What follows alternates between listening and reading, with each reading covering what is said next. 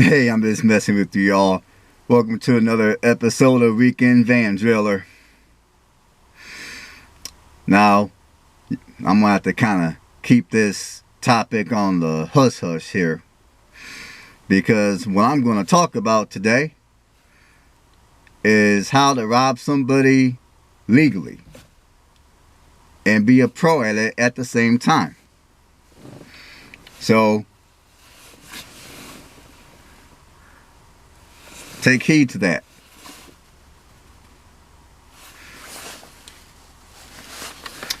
Okay, anyways, on with the video. Yeah, yesterday I was homesick.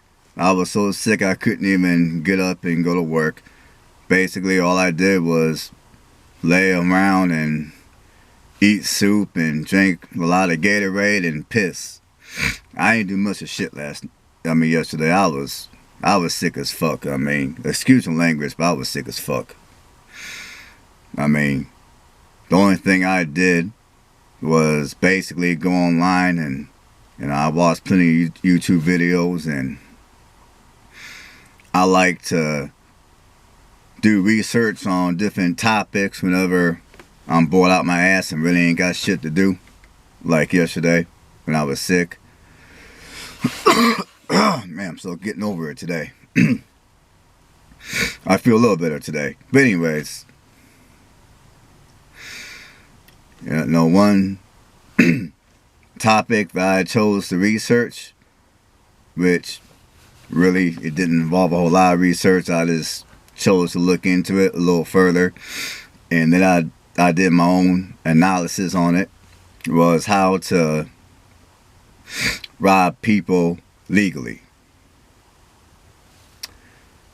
and be a pro at it at the same time. Now, one example which I'm going to use in this video is the way many people who are on this platform doing videos about van drilling or living full time in their RVs. Now, there's a couple of channels out here that are good sized channels, and what I'm getting ready to discuss, I'm not going to say any names or nothing of that nature, but what I'm getting ready to discuss will basically describe these people that have these bigger channels, and they got donation buttons and people donating money left and right to them and everything. Well, basically, in order to rob somebody blind and be a pro at it at the same time, first of all, you gotta zero in on the crowd of people that you want to prey on. Now, generically speaking, the best crowd of people to prey on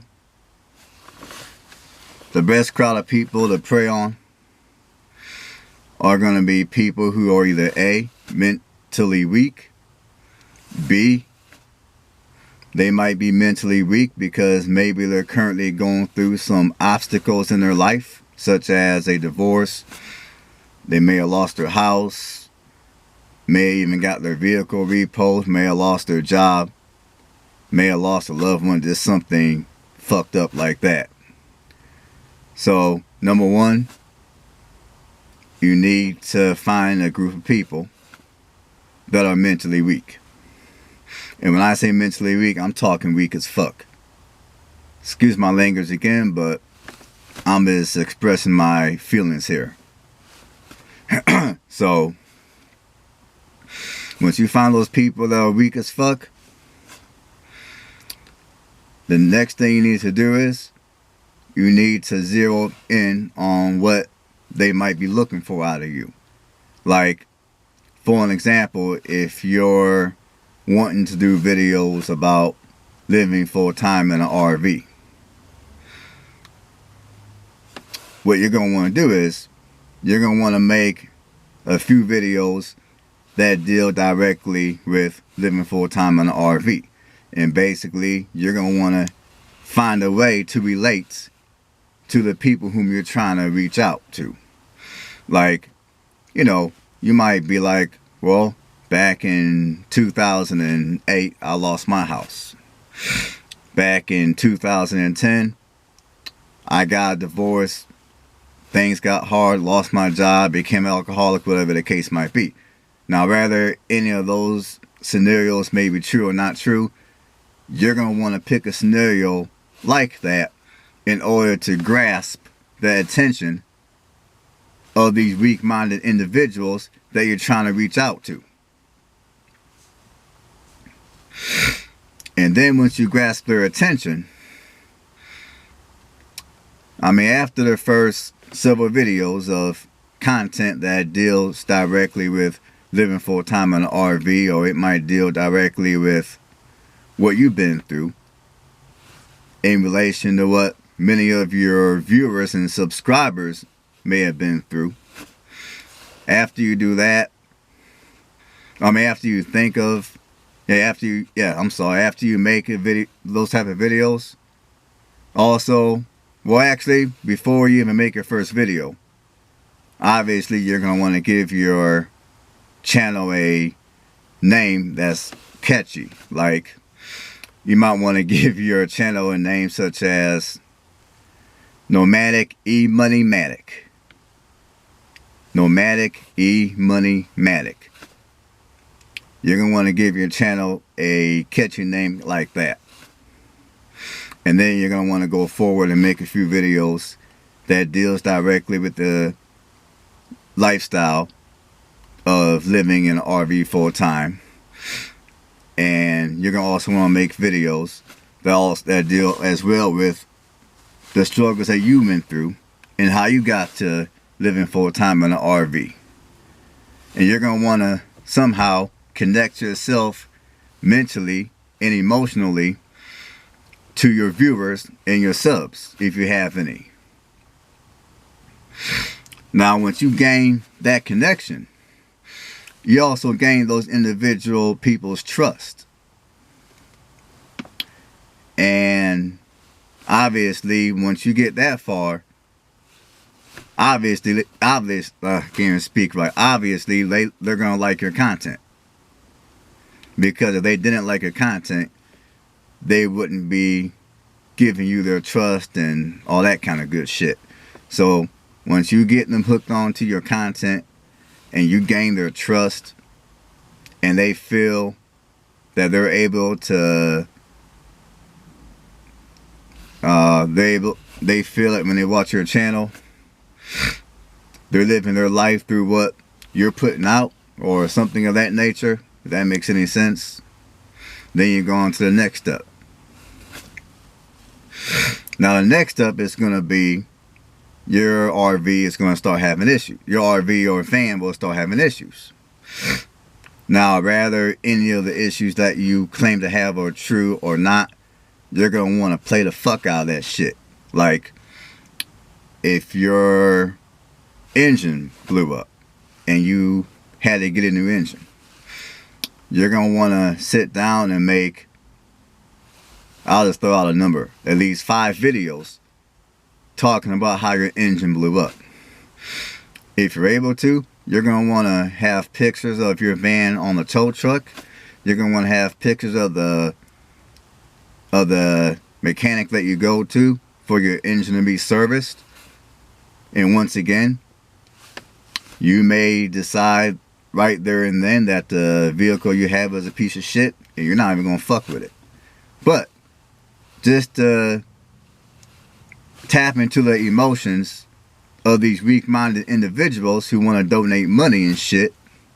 You're going to want to tap in to up here and tap in to here. And you're going to want to just play the fuck out of your engine blew up. You know, your van's on a tow truck. You're at the auto mechanic garage. You're talking to the mechanic. You're showing pictures of the engine. And if you're able to, when the engine first acts up, you might even get out, pop the hood, and take pictures of the engine smoking real bad. So you're going to sit around and make at least 5 videos concerning that. If you're a pro at that shit, you can probably do 10 videos at that shit. And then And then, of course, you can take whatever monies that people choose to donate to you, and you can go out and buy you a whole new RV or a whole new van. However, if you choose to buy a new van or an RV, or even if you choose to get your current vehicle fixed, you're not going to want to air videos of your engine being bad until after the vehicle is fixed, or after you chose to replace that particular vehicle. And not only that, but you're going to want to wait at least 3 or 4 days after the fact before you put up your initial video dealing with your bad engine. That way, people who may have subbed to you or may have viewed your content, if any of them happen to live in the area that you claim to be located at with your vehicle, they're not going to be able to go to that particular mechanic and ask him any questions.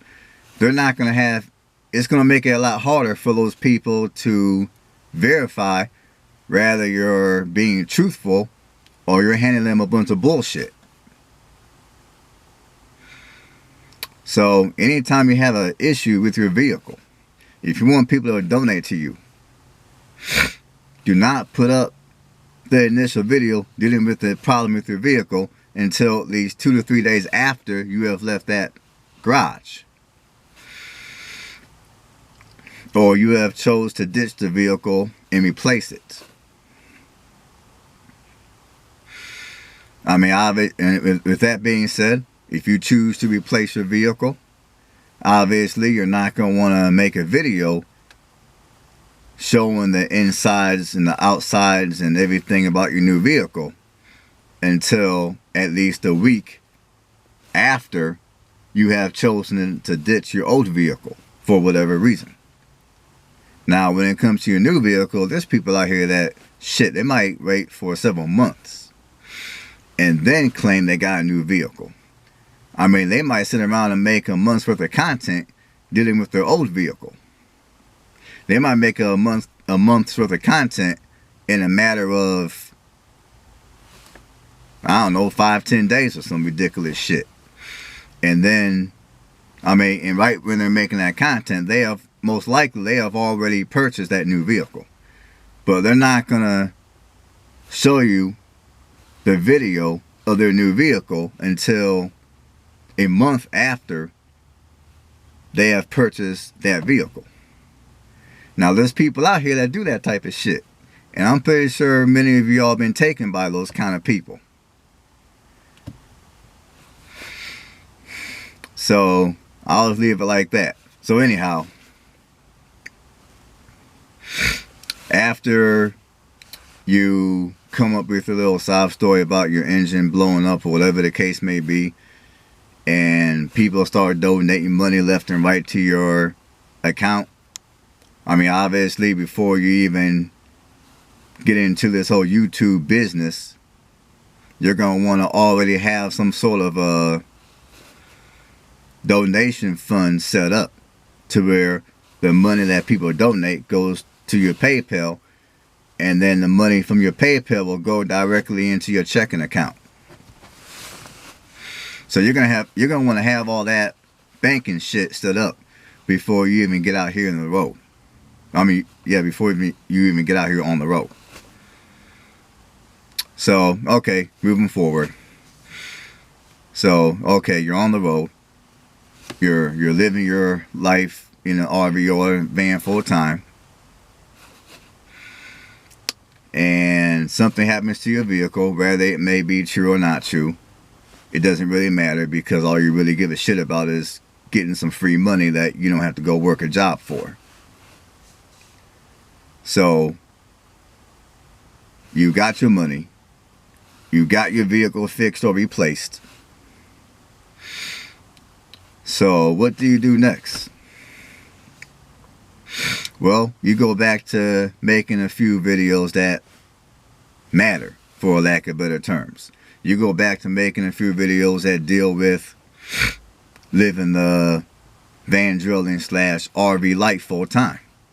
You go back to tapping into the hearts of more people who you plan to turn into a victim. Once you gain more victims, more suckers, then you can turn around and repeat the same steps as you did the last time, except this time, rather than saying that you got a bad engine, you might want to say something like, well, my transmission is bad. Or maybe you might want to, if you're real smart, you're going to want to use something relatively small, like somebody slashed your tires, or somebody in the store done pissed you off and they knew what kind of vehicle you were driving, so they somehow put sugar in your gas tank. And then when you went to start your vehicle up, something happened because somebody came out and tampered with your vehicle. So now, once you make up a little sob story like that, you're going to want to, once again, you're going to want to have pictures of your vehicle on the tow truck. You're going to want to have pictures of your vehicle at the mechanic. And if you choose to fix the issue, provided that it's a relatively small minor issue, you're not going to want to air the video of you having the issue already fixed until at least a few days after you fix that issue. So if someone, let's say, puts sugar in your gas tank or flattens one of your tires or slashes one of your tires, what you're going to want to do is you're going to want to play on that for several days. Because the longer you play on that, the more people you reach, the more people's emotions that you play with. And then once you get whatever monies that you desire to get, then you move on and okay, your vehicle's fixed. And obviously you're going to want to thank all the subs and viewers who chose to donate to you. And then you're going to get back on the road. Everything's going to be happy. And now you're going to make some more content that means something. Now, why am I doing a video like this? Am I doing it because I want to go out here and be a... Well, I'm going to just be real. Am I doing this kind of video because I want to go out here and be an e-bigger? Hell no. E-bigging is not for me. I'm just not that type of fella. Now, there's been a lot of victims out here of e-biggers recently. And I hope that some of you victims are watching this video. Because this video basically will tell you, well, in past tense, told you some of the basic steps that a typical e-bigger who's professional at e-bigging will go through in order to get your money. I mean, any professional e-bigger knows that they're not